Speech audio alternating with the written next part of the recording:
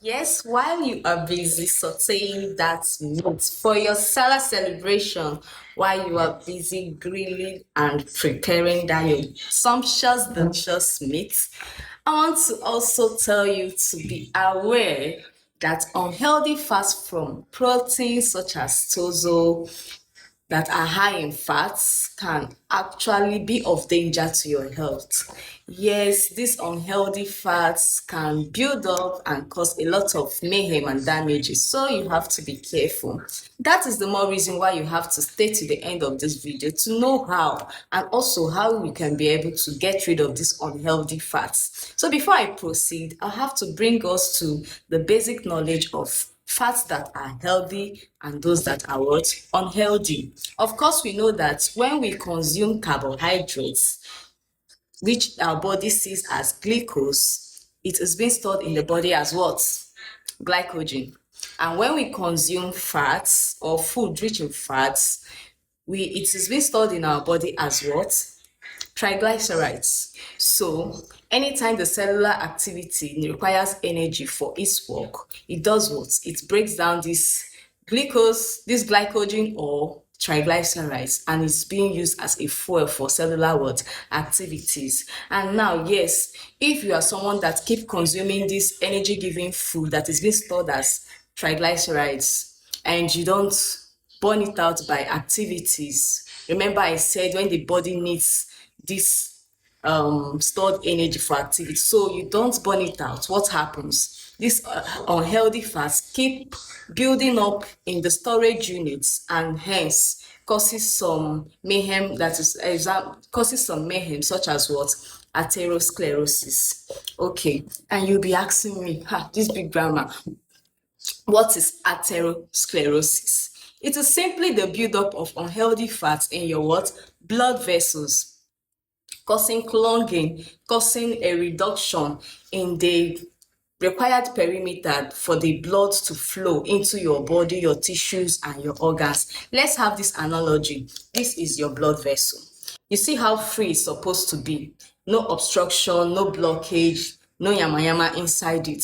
So when you keep on ingesting or eating these unhealthy fats, like I mentioned, unhealthy fats, those fats, no that meat that has all those blah fats, and you keep enjoying it. Yes, of course, it's delicious. I must say that, but these unhealthy fats keep stored in your body and coats this blood vessel that is supposed to be free. It coats it. Just visualize having tissue paper paste all over this, creating only small room for your blood to flow through. So this pressure that is being used to push out blood from a clogged vessels, such as this one that have been coated with fats, becomes what?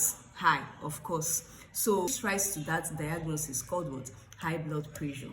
This high blood pressure, hence in turns, can lead to stroke because of course the heart and the vessels are being under severe pressure to deliver blood, which is a source of what? Life to all these other organs to function. So stroke can in turn lead to some other cardiovascular diseases or complications or resulting to death, and you don't want that for yourself. Of course, you have loved ones you want to care for, you have some celebrations you don't want to miss. So what will you do to reduce this outcome or this supposed diagnosis? You have to frequently exercise, and you might be wondering, how does exercise take away this clogged blood vessel?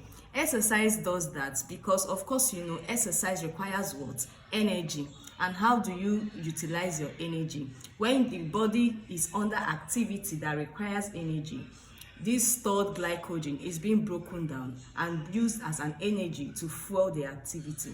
So just imagine frequent breakdown of this stored glycogen and these unhealthy fats can actually help reduce the pressure, the clogged vessel, thereby reducing the pressure and giving you a healthy heart rate, giving you a healthy chance to survive whatever mistake you have made in the past. So of course, that is the reason why your gym instructor always tells you to avoid foods that are rich in unhealthy fats. And you might be asking me, so then what food should I eat that's the healthy fats we are talking about?